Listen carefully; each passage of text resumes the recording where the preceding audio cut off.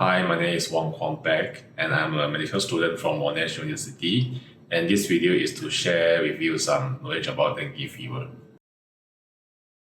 Dengue fever is most prevalent in tropical and subtropical region, and most commonly in urban area, whereby the WHO confirmed that every year there is 390 million cases happening around the world. It was reported that 3.9 million of population cause infections and 36,000 deaths per year. Dengue cases was reported in more than 100 countries.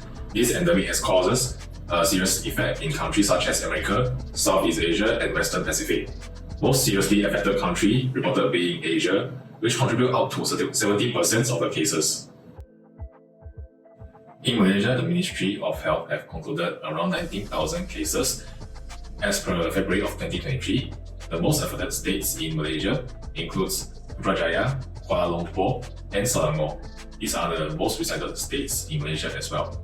The increase of dengue fever cases in Malaysia has causes a contribution to the health economic burden in Malaysia, as well as distribution of scarce resources such as the hospital beds. Dengue virus is carried by a vector, which is Aedes mosquito. The two most common Aedes mosquito are Aedes aegypti and Aedes albopictus. These Aedes mosquito are known as the carrier of dengue virus. However, they are also capable of carrying viruses such as Zika, chikungunya, and yellow fever as well. The severity of the dengue can be ranges from mild fluid-like fever up to severe hemorrhagic fever or even shock. So other than the fever, you might also experience symptoms like headache, pain behind your eyes, pain in your muscle, your joints, your bones, and you might also experience nausea, vomiting. Some rashes might occur on your body as well.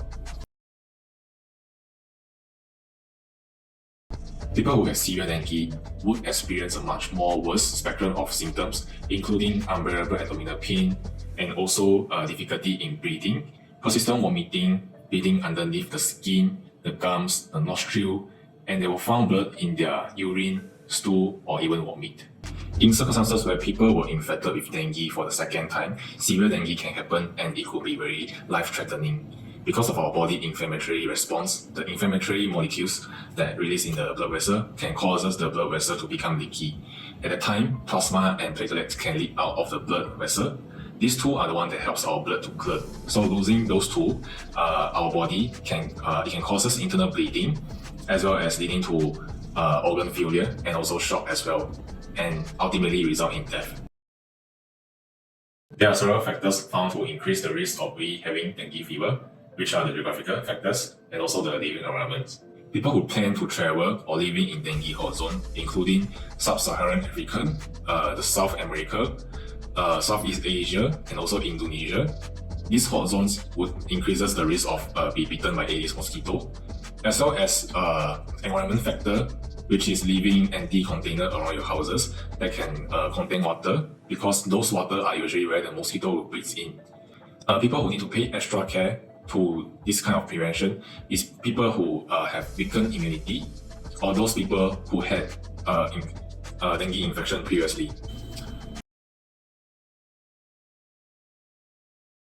So in terms of prevention, like COVID-19, dengue also have vaccination, but it's mostly available in US region, and usually for those children under 16 who has previous infection with dengue. The most effective way to prevent dengue is that to avoid mosquito bites. You could use mosquito repellent if necessary.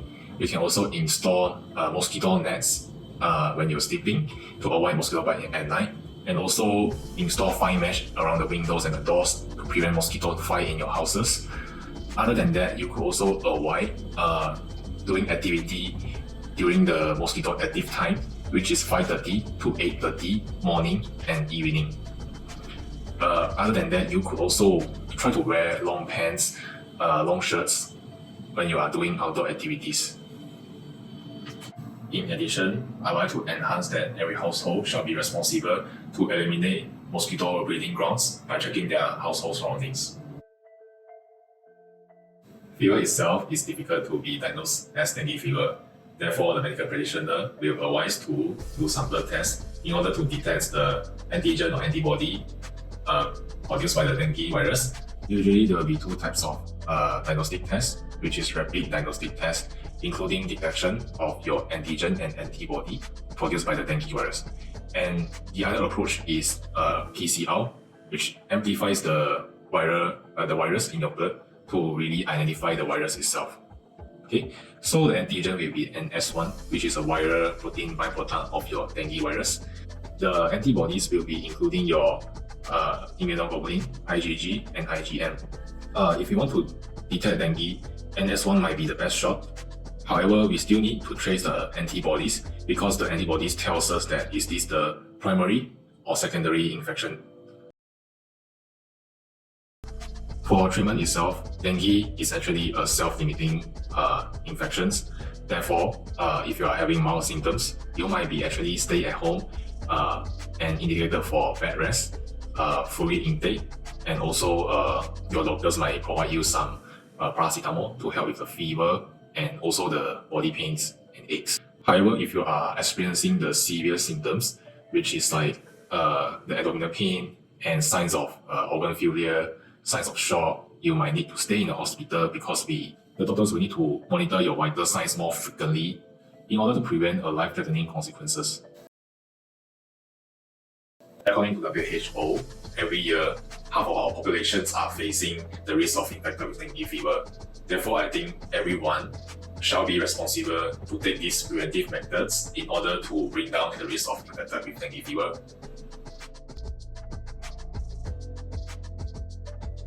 This video is actually a part of my literature review, which the title being How Feasible and How Effective is a concept video being made into an educational material compared to traditional methods. So the review identified the characteristics of an ideal video, such as the types of video, the types of platform to publish, and also limitations, which can eventually compile characteristics in order to make the most effective video to spread awareness. Like me, there are also other groups of people who are trying to contribute to dengue fever prevention.